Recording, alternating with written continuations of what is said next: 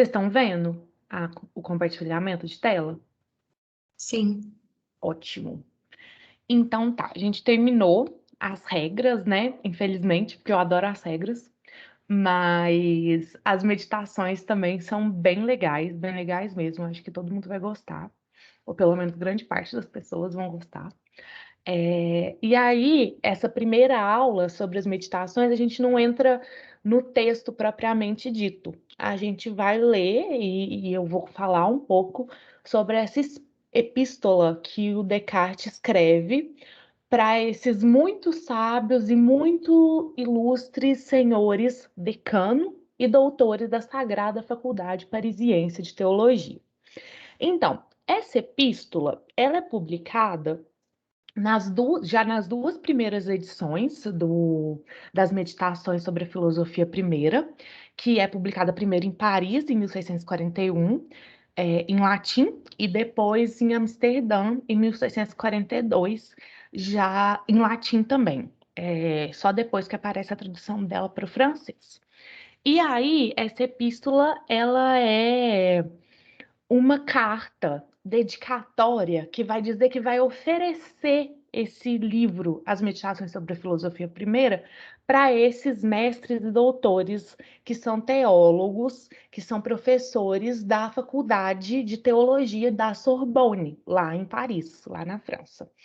E esses caras, eles são uma autoridade muito grande, tanto em teologia quanto em filosofia, porque quando você pensa nos estudos da época do Descartes, do século XVII, você tem basicamente filosofia, teologia, medicina e direito.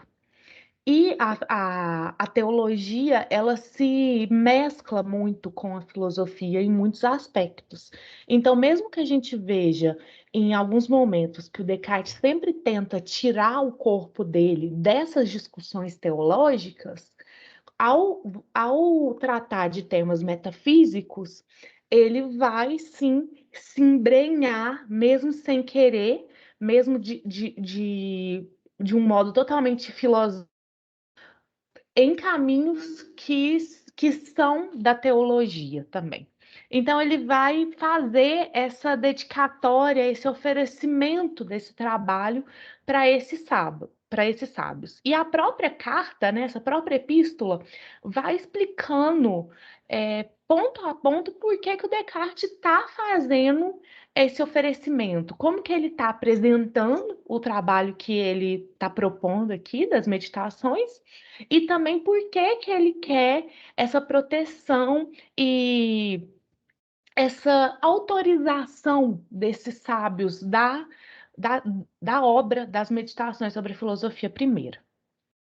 Bom, como eu coloquei aqui nas edições originais, essa epístola ela aparece sem divisão de parágrafos, mas na edição que a gente tem de referência, que é em latim, ela é dividida em 9 parágrafos.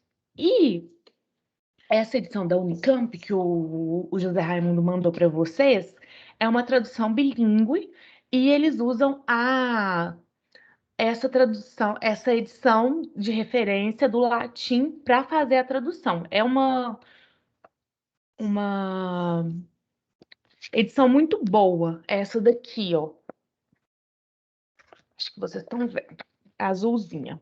E aí você tem desse lado dos números pares o latim, e do lado dos números ímpares o português, a tradução, e isso em todo o texto das meditações e também no da epístola. Aqui nessa edição da tradução para o português, a gente tem a epístola só no final, né, como um anexo, como um apêndice. Mas nas edições originais, ela vem como uma apresentação do livro. Ela vem primeiro. Isso é interessante porque ela meio que indica também como que deveria ser lido as meditações sobre filosofia primeira. Tem algumas traduções que colocam meditações metafísicas, mas a tradução ideal é meditações sobre filosofia primeira, porque o latim, ele diz isso, ele não coloca a palavra metafísica no título, mas filosofia primeira. Bom, começando no texto, então, a gente tem aqui no primeiro parágrafo, o Descartes diz que ele quer mostrar para o decano e para os doutores de teologia da Sorbonne por que esse trabalho dele é o melhor, apresentar o trabalho dele, mostrar como que foi o percurso do Descartes, é o melhor jeito de mostrar para eles que o que ele quer apresentar ali, que as suas razões e a sua vontade eram muito justas e muito bem feitas, e que por isso eles deveriam acolher esse escrito.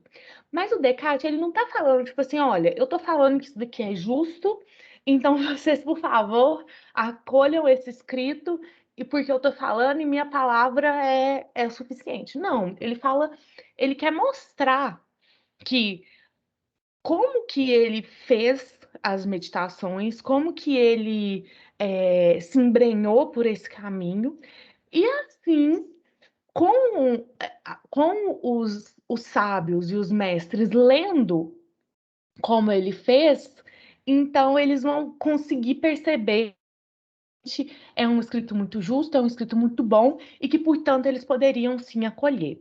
Então, o primeiro parágrafo diz, e aqui eu estou citando: a causa que me leva a apresentar-vos esse escrito é tão justa, assim como confio que será a vossa, ao tomá-la sob vossa proteção, depois de conhecerdes a razão do que proponho, que nada melhor posso fazer aqui para o recomendar do que dizer em poucas palavras o que nela persegui. Então ele está assim afirmando que o escrito dele ele é muito bom e muito justo, mas que ele não quer que esses sábios se fiem somente na palavra do Descartes como uma autoridade, mas eles querem, o Descartes quer que eles percebam e entendam as razões e como ele está propondo o, essas demonstrações que estão na meditação, e aí, como eles são justos, eles vão também aceitar e vão tomar esse livro como acolher esse livro e vão assinar embaixo desse livro. Aí, no segundo parágrafo, o Descartes coloca o escopo da obra dele, né? Do que é as meditações. Ele vai dizer: sempre estimei que essas duas questões, a sobre Deus e a sobre a alma, são mais importantes dentre as que devem ser demonstradas antes por obra da filosofia que da teologia. Então, ele está falando aqui que você tem essas duas grandes questões, que são questões metafísicas e que é a questão da existência de Deus e da imortalidade da alma. Só que ele diz que esse assunto ele não deveria ser tratado é, estritamente pela teologia, mas antes por obra da filosofia. É, o Descartes, como eu já disse, ele não trata diretamente da teologia.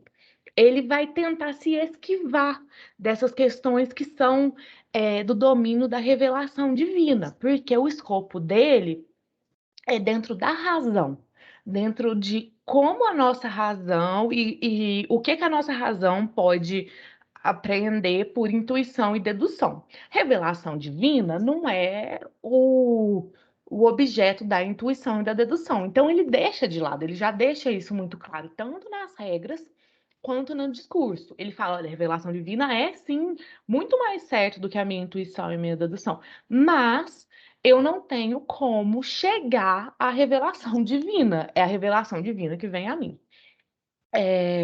Mas aí ele vai falar com esses doutores por que ele acha que essas duas questões deveriam ser tratadas pela filosofia e mostrar também que ele tem uma explicação justa para tal. E vai mostrar que a filosofia ela vai estar como uma serva da teologia. que a ideia é utilizar a razão para provar o que a teologia, para demonstrar o que a teologia tem como princípio, tem como verdade. E aí, também como eu disse, esses mestres, né, da Faculdade de Teologia da Sorbonne, eles têm conhecimento tanto em filosofia quanto em teologia. E aí, por isso, por eles terem autoridade nesses dois âmbitos, eles seriam os avalistas ideais para as meditações. Aqui, o Descartes deixa claro que ele precisa de demonstrar a questão da existência de Deus e da imortalidade da alma pela filosofia.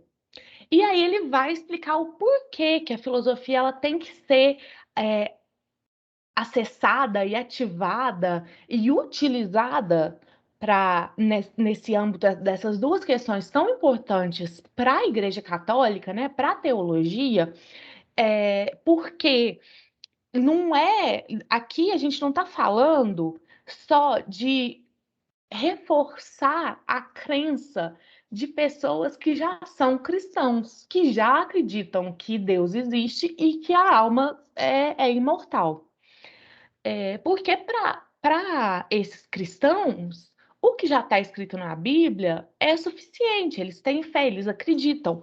Quando um padre, um bispo, ou mesmo quando eles leem na Bíblia ou em alguma escritura sagrada, eles dizem que Deus existe, eles não precisam de ser convencidos, porque eles já acreditam naquilo.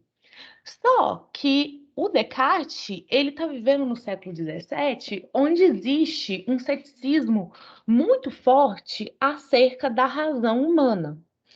E, além disso, acerca da igreja.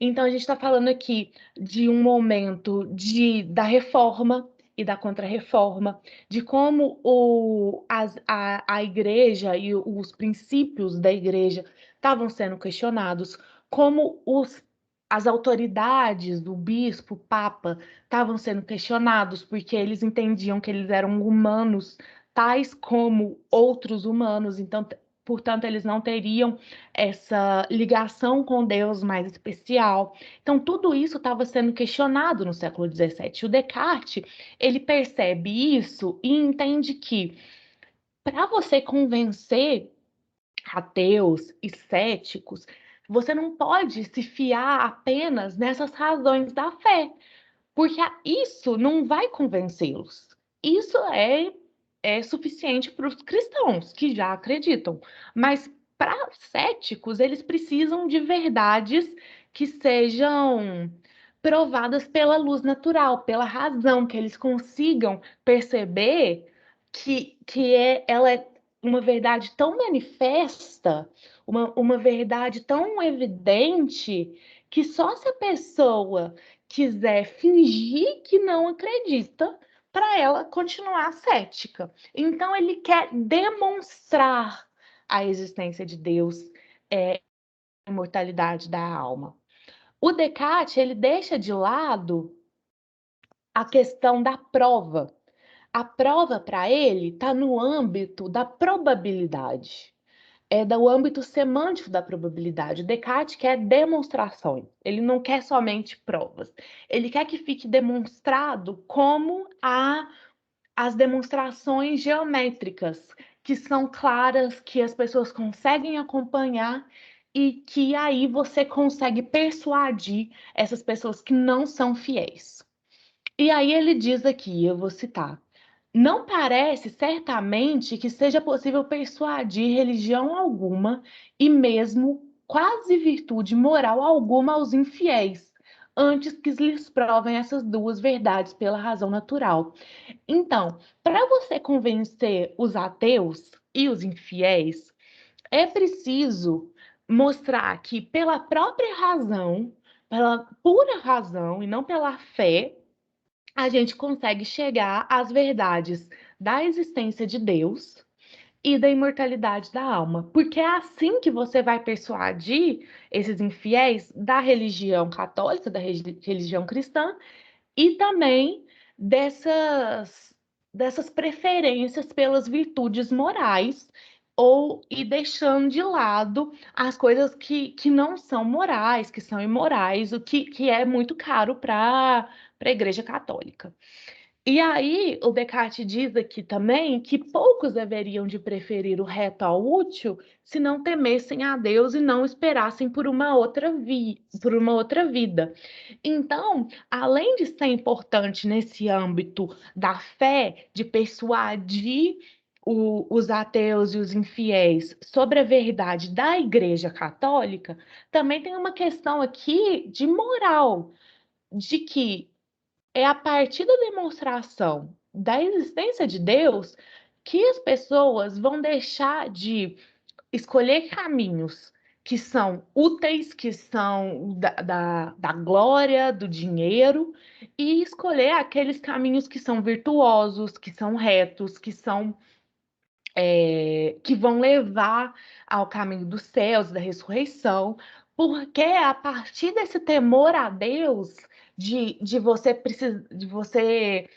poder ressurgir, de ter um juízo de Deus, um juízo final, que você consegue fazer com que essas pessoas tenham, tenham preferência por esse caminho da virtude e não só preferência pelo que é mais fácil, pelo que vai levar à glória e que vai levar ao dinheiro.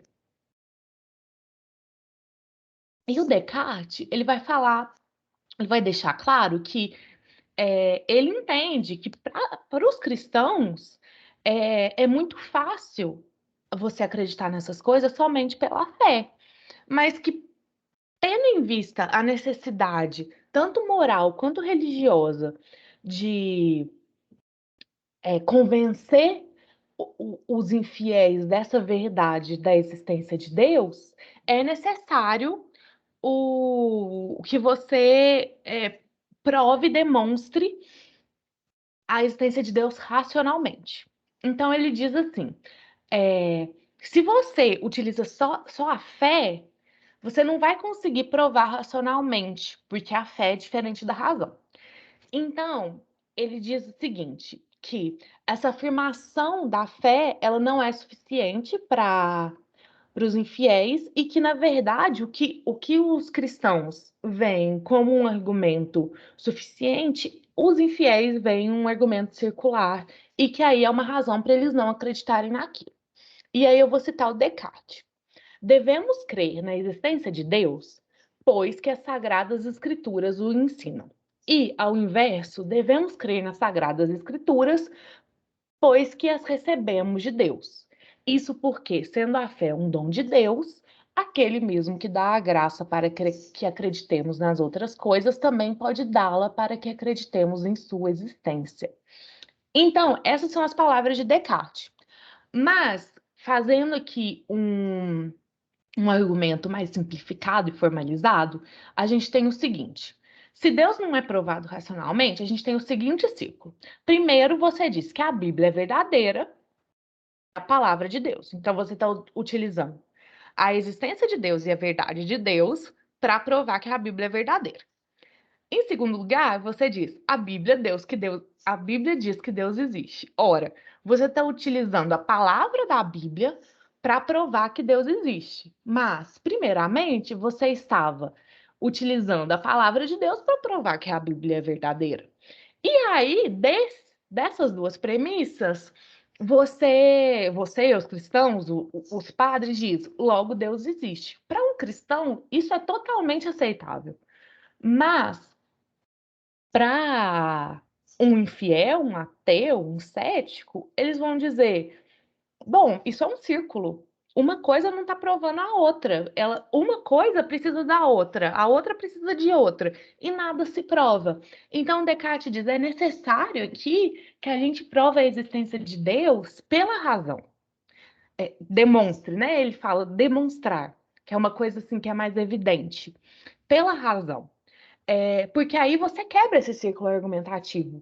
Você tem uma prova da existência de Deus, uma demonstração da existência de Deus, que pode confirmar a verdade da Bíblia. E você não precisa que a Bíblia prove. que Deus existe, porque Deus já está provado.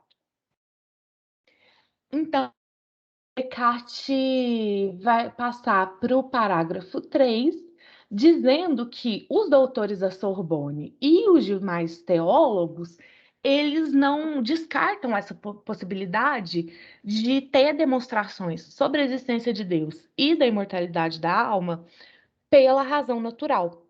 Porque esses conhecimentos, eles são muito claros, eles são muito manifestos. É tão fácil que os que não têm são culpados. E aí ele vai recorrer ao texto bíblico para mostrar que, em alguns momentos, a Bíblia diz que os conhecimentos sobre Deus e sobre a imortalidade da alma são muito mais claros do que a esses conhecimentos que a gente tem de coisas externas, porque eles são mais manifestos, eles estão muito mais abertos ao espírito humano do que essas coisas do mundo. E aí, tendo em vista que o texto bíblico fala sobre isso, ele vai começar a meio que vender o peixe dele para esses doutores da Sorbonne, mostrando: olha, a Bíblia fala que é possível ver de modo muito claro e demonstrar de modo muito claro e evidente, manifesto pela razão natural, a existência de Deus, da imortalidade da alma. Então, ele vai recorrer a esse texto bíblico para sustentar aqui, e aqui eu vou citar. Tudo que pode saber sobre Deus pode ser mostrado por razões que não se obtêm senão de nossa própria mente, ou seja, pela razão natural. Continuando. Por isso, acreditei que não me fosse impróprio investigar de que maneira, provavelmente, e os caminhos por que Deus pode ser conhecido, de modo mais fácil e mais certo do que as coisas do século. Aqui ele quer dizer, tipo, as coisas exteriores. Então, ele quer deixar claro que, por meio dessas demonstrações racionais, por meio da própria mente, razões que se obtêm na própria mente, ele pode demonstrar de forma muito manifesta e muito evidente, tanto para cristãos quanto para ateus, a existência de Deus e da imortalidade da alma. E aqui ele o Descartes ele quer evidenciar, né, que as provas utilizadas pela via tradicional da Igreja Católica, elas estavam sendo questionadas duramente, porque eles utilizam as escrituras, porque eles utilizam a autoridade dos padres, dos bispos, e essa autoridade, ela estava sendo questionada, igual que eu falei, com a reforma, começam-se a questionar por que certos homens teriam mais acesso à verdade da fé. Por que cada um não poderia chegar a essa revelação? E isso vai sendo questionado aí. E aí o Descartes vai mostrar que o jeito que ele vai demonstrar, ele é aberto pela própria mente. E aí a demonstração que ele vai fazer, ela é definitiva, ela é inquestionável, diferente das provas que estavam sendo utilizadas, né, dessas vias tradicionais da igreja. E aí eu coloco aqui que, tendo em vista que o ceticismo é uma corrente de pensamento muito comum na época, o Descartes vai tentar se desviar disso e vai mostrar que não existe nenhuma desculpa para você dizer que não conhece Deus, porque é o conhecimento mais certo e mais claro do que todos os outros. Porque para o Descartes, o que está no nosso espírito, que pode ser encontrado pela nossa intuição, pela nossa dedução, esses objetos muito adequados ao nosso espírito, que são objetos de intuição, eles são muito mais claros e manifestos do que o que está na natureza, o que está fora da nossa mente.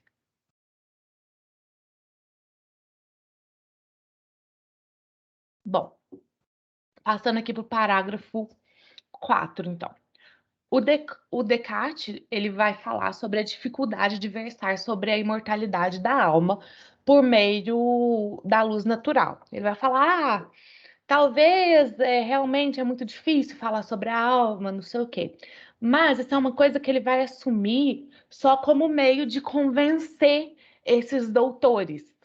Porque para o Descartes, a alma é uma coisa que a gente tem acesso de modo muito transparente, de modo muito direto.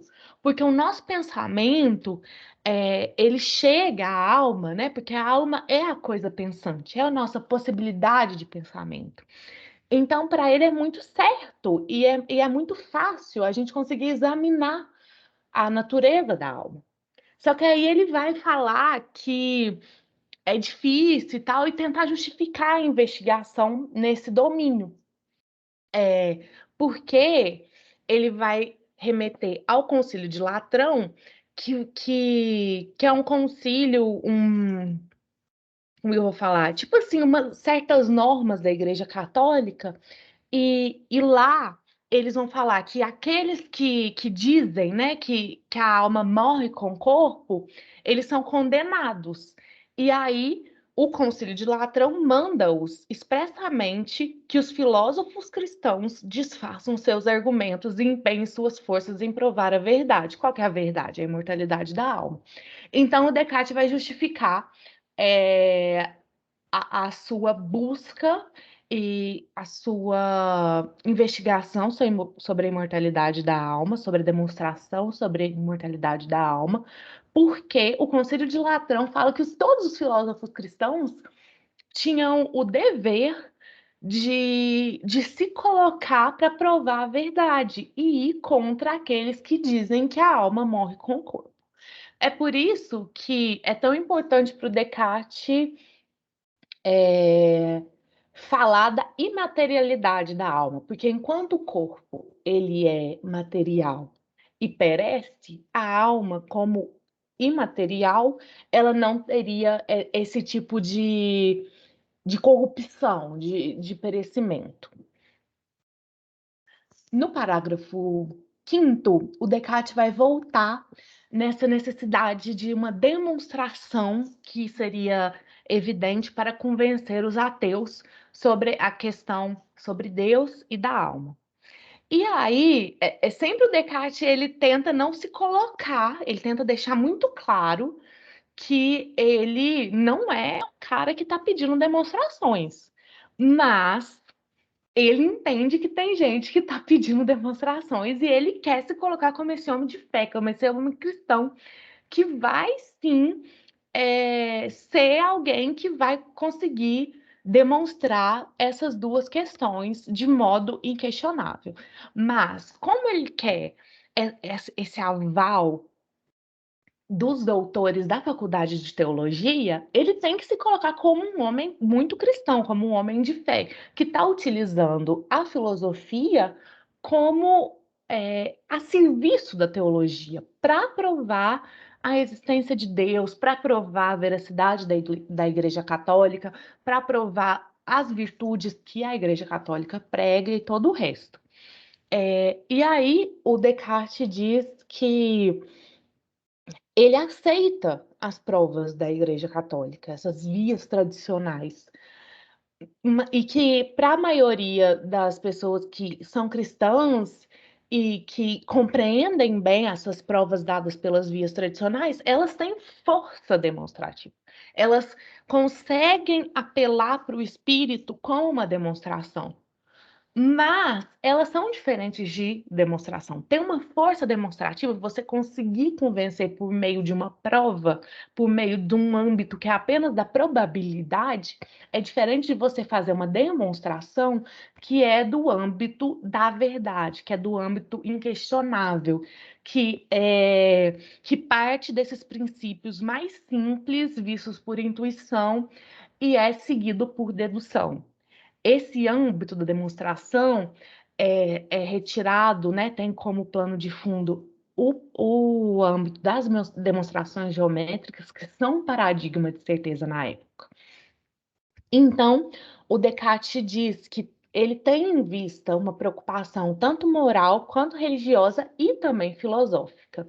E aí diz estimar que nada se poderia fazer que fosse, no entanto, mais útil em filosofia do que nos aplicarmos uma vez na busca das melhores, expondo-as com tanta precisão e clareza que no futuro elas constem juntos a junto a todas como demonstrações. Na busca das melhores o quê? Das melhores demonstrações que conseguem demonstrar a existência de Deus e da imortalidade da alma, para que você possa realmente estar convencendo todos esses ateus e ímpios que costumam não aceitar essas duas questões. Eles não aceitam a existência de Deus e nem aceitam que a alma é imortal. E aqui tem um paradoxo que é muito interessante. Se tem essa demonstração que é tão precisa e tão clara, que é manifesta a todos e que ninguém conseguiria deixar de assentir, por que que o Descartes precisa dessa aprovação da autoridade, do aval desses doutores da Faculdade de Teologia da Sorbonne? E aí, o Descartes vai explicar para a gente isso mais na frente, mas o que ele quer colocar e deixar claro é que é muito mais difícil você aceitar questões metafísicas do que demonstrações matemáticas. Porque as questões metafísicas são muito, muito mais complexas e controversas. Questões metafísicas são tratadas desde Platão, desde Sócrates, desde Aristóteles. E nesses, vamos pensar, 2000 anos, né, que o Descartes já estava no século XVII e Platão, Aristóteles, 500, 400 antes de Cristo. Nesses 2000 anos, você teve diversas controvérsias acerca de questões metafísicas sobre a existência de Deus, sobre a imortalidade da alma. Agora, dentro da matemática, você não tem esse tipo de controvérsia tão marcante, tão manifesta.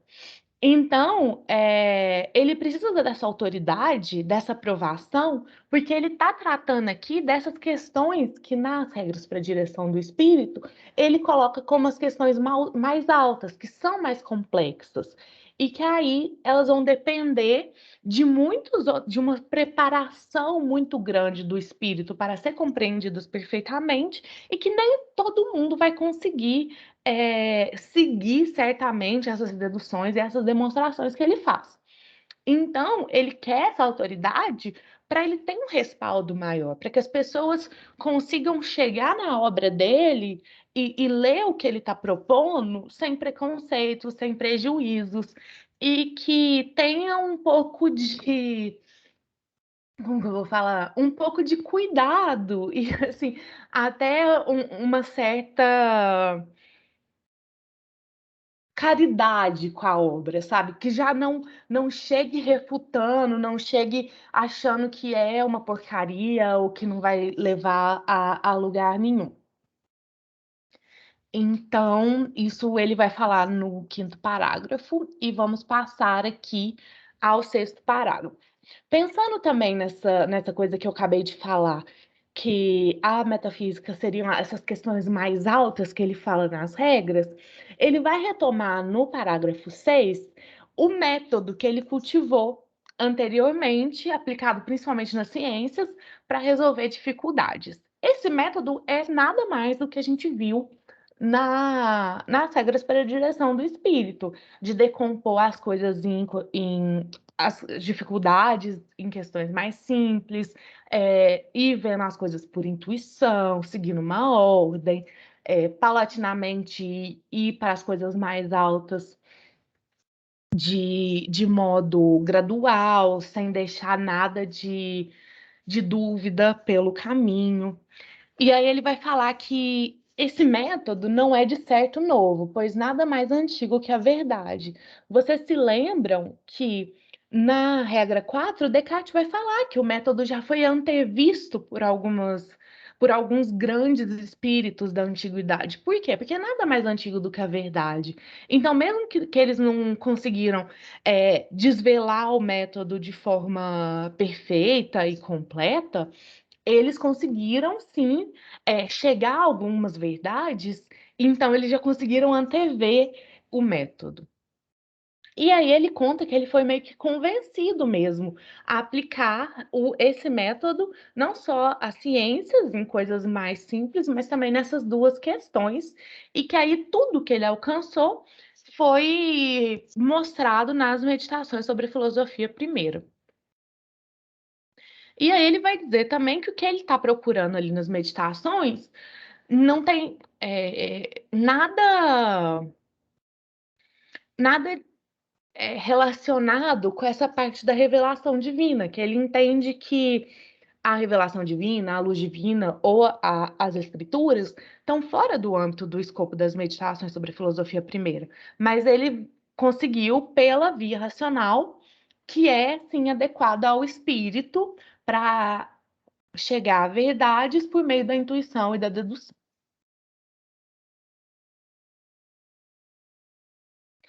Aí ele vai confessar que ele não colocou aqui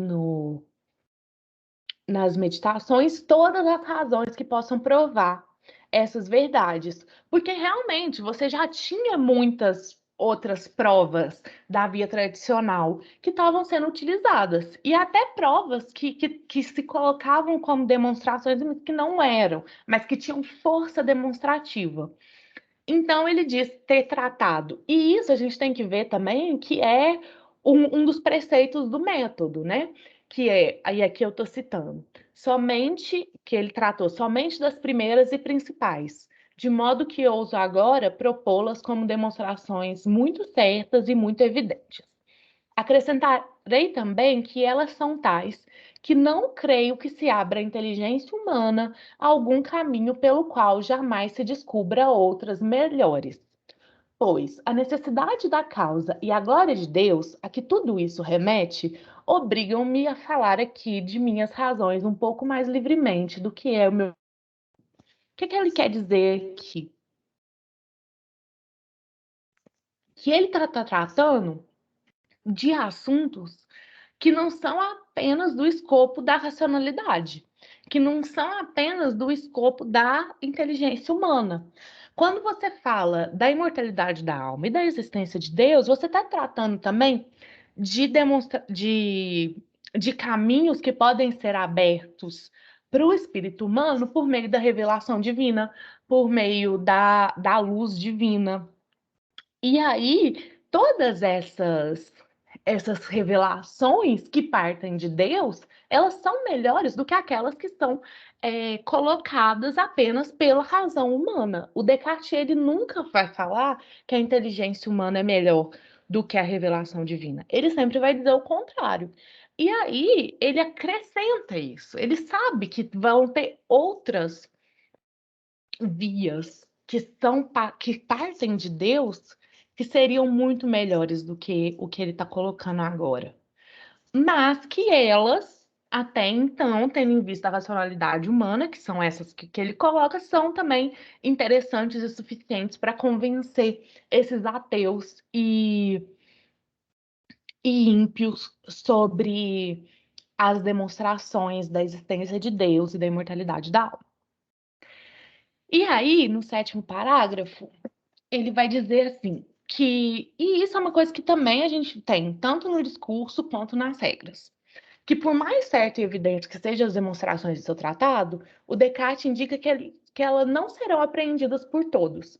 Vocês se lembram que o Descartes faz uma divisão de espíritos, que nem todo mundo deveria se dispor das crenças ou rejeitar a autoridade, que tem pessoas que deveriam realmente seguir os caminhos já batidos, os caminhos que já são aceitos pela comunidade, pela sociedade, e que não são todas as pessoas que vão conseguir acompanhar as demonstrações do seu tratado, e que tudo bem.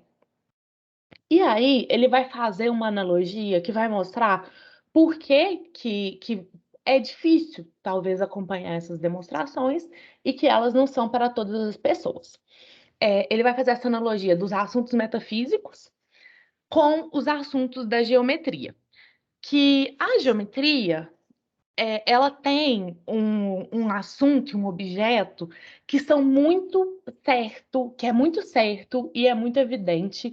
E esses objetos simples e puros, eles são completamente apreendidos pelo nosso espírito de uma maneira assim muito clara, porque eles são objetos da intuição. E quando a gente percebe um objeto da geometria, não tem nada que foge ao nosso espírito que é obscuro. A gente consegue perceber isso. Entretanto, a geometria, ela vai formar e compor, por meio desses objetos que são simples, cadeias muito longas de dedução. Então, quando você vai estudar uma demonstração geométrica, apesar de partir de objetos simples, às vezes são cadeias muito longas de dedução. Essas demonstrações, elas exigem atenção de pensar em todos os elos de dedução, de você ter que observar por intuição cada um desses elos para ir compreendendo como você chega nos próximos passos. E nem todo mundo vai conseguir fazer e seguir tudo que é necessário para chegar à conclusão dessas longas cadeias de dedução. E aí, o Descartes vai fazer essa analogia, falando que, assim também, embora eu estime que as razões de que eu me sirvo aqui se igualem ou até superem em certeza e evidência as razões geométricas, temo, porém, que não possam elas ser suficientemente entendidas por muitos. Seja porque são também um pouco longas e dependem uma das outras, seja principalmente porque requerem uma mente completamente livre de preconceitos e capaz de, por si mesma, facilmente apartar-se de sua associação com os sentidos. Bom, aqui é bem importante porque o Descartes faz uma menção a essa mente completamente livre de preconceitos. A gente já falou disso em alguns momentos dessas aulas sobre o Descartes. O que são os preconceitos? Marcas e erros de quando a gente lê um livro antigo. São o que a gente escuta da nossa sociedade, na nossa cultura, que a gente entende como certo, mas que não é. São esses sentidos que passam para a gente coisas errôneas e que a gente não consegue se desvencilhar. Então, por exemplo, quando na regra 12, o Descartes entende que quando você precisa de compreender uma coisa que é puramente intelectual, você precisa de se dispor de tudo que é material, de todo o sentido comum, de toda a memória material, é isso daqui que o Descartes está colocando. Você precisa, para pensar e para compreender deduções e demonstrações sobre a existência de Deus e sobre a imortalidade da alma, que são duas coisas completamente abstraídas de sentido material, de sensações materiais, que é puro compreensão, que é puro entendimento, que é completamente intelectual. A mente, ela precisa de estar livre tanto dos preconceitos quanto das sensações. Só assim a gente consegue fazer essa compreensão que é totalmente intelectual. E além disso, tem um outro aspecto aqui que é inteligente, que é importante, que é capaz de ir por si mesma. Essa autonomia do espírito é muito importante aqui. O Descartes, ele não quer que a gente confie no que ele está dizendo, porque é ele que disse. Ele quer que a gente consiga seguir toda a cadeia de dedução com atenção e ver por nós mesmos que essa cadeia de dedução é uma demonstração manifesta e clara e que por nós mesmos a gente consegue aprender essa verdade. Não é porque ele é uma autoridade que você vai falar, não, isso é verdade, porque o Descartes falou. Não, isso realmente é verdade porque eu consigo seguir essa cadeia demonstrativa e perceber que ela é uma verdade por mim mesma. E daí o Descartes ele vai fazer tanto essa analogia com a geometria, mostrando como que elas têm semelhanças, mas também vai mostrar que existe essa diferença entre a metafísica e a geometria. A primeira é que mais espíritos são aptos à geometria, porque A geometria, ela tem tanto uma fama de ser mais certa, quanto de fato ela é mais certa. Você não tem tanta controvérsia no meio da geometria e da matemática. Por isso, quando você tem um erro, é porque ou você não entendeu direito uma cadeia demonstrativa, ou porque você não entendeu, porque você pulou uma dedução. Agora, na filosofia, diferentemente da geometria, às vezes você tem erros porque você está negando a verdade. Então, às vezes, um cético nega a imortalidade da alma. Não porque ele comete um erro, mas porque ele está negando. Não porque ele comete um erro de não compreensão, mas porque ele nega aquilo. Então, ele vai dizer. Na filosofia, ele não vai dizer isso, é o que estou dizendo. Na filosofia, pelo contrário, nega-se a verdade de modo definitivo. E aqui eu vou citar. Como se crê que nada há cujo oposto não pode ser sustentado, poucos investigam a verdade e muito mais há que, pela ousadia de atacar tudo que há de mais sólido, vivem à caça da fama de inteligentes. O que o Descartes está se referindo aqui são a esses céticos que creem que tudo que você tem uma verdade, você pode sustentar o oposto.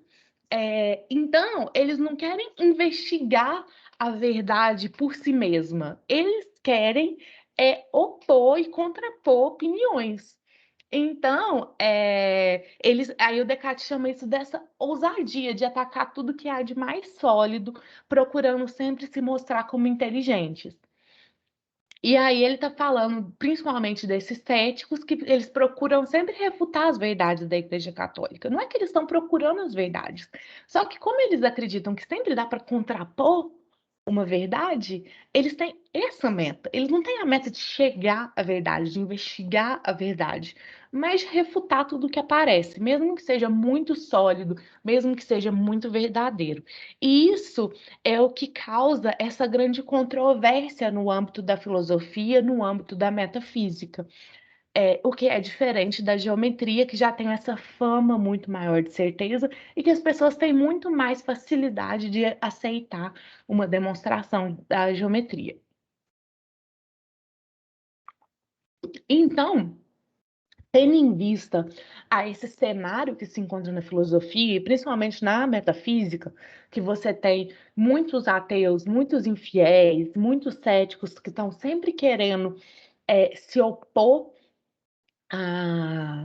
às verdades da igreja, às verdades metafísicas e coisas do tipo, é possível ver porque que o Descartes realmente ele precisa de apelar a essa autoridade, a essa tradição e a esses doutores e mestres da faculdade de filosofia, da faculdade de teologia da Sorbonne. Mesmo que isso realmente não é comum. O Descartes, ele tende, na verdade, a rejeitar a tradição. Ele quer rejeitar a tradição, falar para que a gente tem que chegar às verdades por nós mesmos, de modo a livrar a mente dos preconceitos. Mas como ele está tratando de questões metafísicas relacionadas à fé, ele vê que é necessário, sim, ele tem uma proteção desses doutores, dessas grandes autoridades em teologia e em filosofia. Então, primeiro, porque ele vai apresentar nas meditações metafísicas longas cadeias de razão e que elas não vão ser facilmente aceitas, por elas serem longas, por elas exigirem atenção, por mesmo que elas partam de objetos simples, assim como na geometria, como elas vão sendo compostas, elas vão sim tratar de coisas que são mais complexas. Então, é necessário que você entenda aquilo de modo perfeito para você chegar à mesma conclusão que o Descartes chegou. E ele sabe que isso não vai ser alcançado por todos. Então, ele precisa dessa proteção. Depois que, como uma introdução a leitura das meditações, você precisa sempre se desvincular dos preconceitos, principalmente aqueles das sensações, dos sentidos, porque a gente está tratando aqui de assuntos que são puramente intelectuais, que não são materiais. Então, se você entra para ler as meditações com esses preconceitos dos sentidos, você também não consegue compreender de modo perfeito o que as meditações estão sendo colocadas. E depois, porque como as meditações, as questões metafísicas, elas não vão ter essa reputação de serem certas como a geometria, mas elas têm a reputação, na verdade, de serem certas, de ser complexa, é, as pessoas elas já tendem a acreditar que não tem nada de certo ali. Então, elas desconfiam muito de qualquer tese, de qualquer demonstração que é feita acerca desse assunto. Então, por conta é, desses três aspectos das questões metafísicas e de demonstrações que o Descartes vai colocar nas meditações, ele pede essa proteção desses doutores e desses mestres, para que a obra dele possa ser lida tanto por cristãos, que não vão entender que ele está sendo um herege ao propor que a gente possa ter demonstrações racionais sobre questões relacionadas à fé, mas que, por outro lado, essa obra também possa ser vista como uma maneira de convencer céticos, ateus e ímpios das verdades relacionadas à fé, das verdades relacionadas à igreja, por meio dessa filosofia que é racional, que é pautada demonstrações que são do escopo da inteligência humana e que, por isso, podem convencer os céticos. Bom, o parágrafo 8, ele vai dizer assim: eis porque, quaisquer que possam ser minhas razões, como dizem respeito à filosofia, porém delas não espero algo de grande preço, a menos que me ajude vosso patrocínio. Então, tem aqui tanto um pedido de um patrocínio e um aval de moralidade, de você assinar embaixo, tipo, cristãos, olhem aqui, esse filósofo Descartes, ele provou por vias racionais a existência de Deus. Temos aqui demonstrações, não temos mais provas. Mas aí ele diz, bom, as minhas razões são a respeito à filosofia, elas não têm tanto valor quanto da teologia, porque da teologia a gente está falando de verdades reveladas, que são mais certas. E aí ele pede esse patrocínio, que é alguma coisa de mais preço. Bom, e o Descartes vai então depois mostrar que o que ele espera desses doutores. E aí ele diz: não duvido assim de que, se vós dignardes a considerar esse escrito com tanto cuidado que, em primeiro lugar, seja ele por vós corrigidos, pois lembro-me não só de minha humanidade, mas também e principalmente de que sou ignorante, não afirmo que nele não haja erros. Então, ele fala: bom, então, amigos doutores da Faculdade de Teologia da Sorbonne, se vocês considerarem o meu escrito, eu espero que vocês possam, então, primeiro, que vocês corrijam ele, porque eu sou um homem muito humilde, eu sei que eu erro e eu sou ignorante, não afirmo que está tudo certo aqui, mas eu espero que vocês possam corrigir ele, se vocês considerarem. Que, em segundo lugar, o que falta ou o que não está suficiente acabado ou pede maior explicação, seja completado, aperfeiçoado, esclarecido ou por vós mesmos, ou ao menos por mim, advertido por vós. E, finalmente, depois que as razões que ele contém provando a existência de Deus e que a mente é diversa do corpo tenham sido levadas à certeza, que confio podermos levá-las, de maneira que venham a ser tidas efetivamente como demonstrações muito precisas e que vós queirais declará-lo e testemunhá-lo publicamente. Então, aí, além de corrigir, ele gostaria que eles mostrassem o que está faltando, o que pode ser melhor explicado, e depois que eles consigam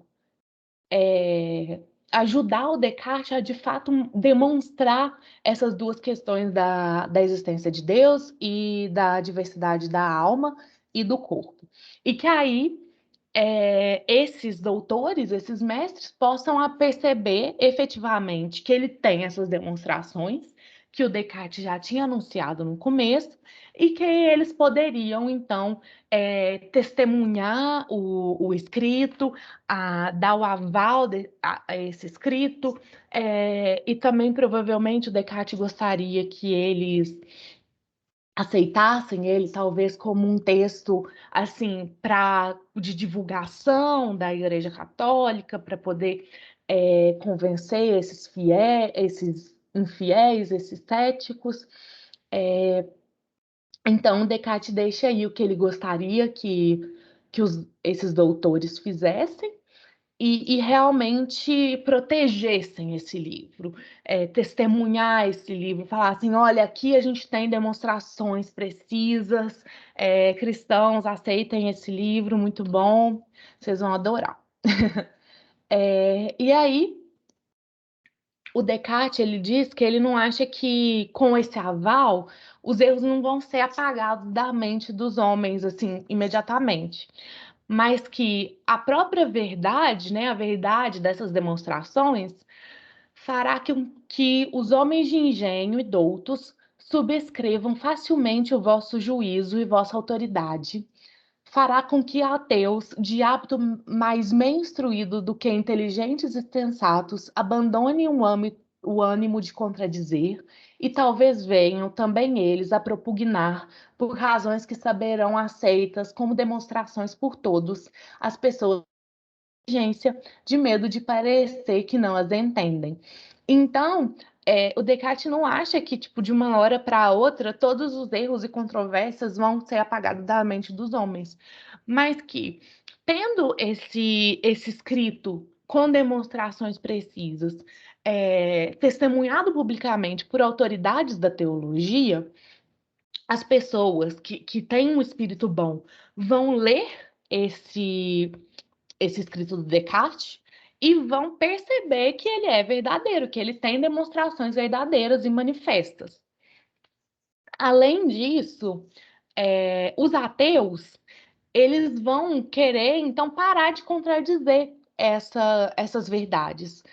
E aí, talvez não porque eles compreendam completamente isso, porque o Descartes diz que os ateus eles têm um hábito mais meio instruídos do que hábitos inteligentes e sensatos, mas que a partir do momento que essas demonstrações elas vão ser aceitas por todos, eles vão ficar até um pouco com vergonha de falar que eles não acreditam naquilo, porque vai parecer que eles apenas não entendem as demonstrações. Então, eles vão acabar deixando de contradizer. Então, o que o Descartes está querendo colocar aqui também é que quando a gente fala de crença humana, não é só a razão que é importante, tem outros fatores que são externos à razão. Tem o fator cultural, tem o fator tradicional, tem o fator da tradição das autoridades.